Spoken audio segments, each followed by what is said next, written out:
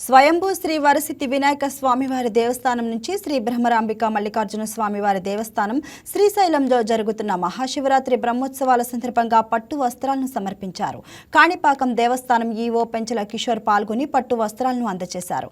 కార్యక్రమంలో కాణిపాక ఆలయ చైర్మన్ మణినాయుడు, శ్రీశైలం దేవస్థానం chairman Ramesh Naidu, EO Srinivasarao, board సభ్యులు, నాయకులు పాల్గొన్నారు.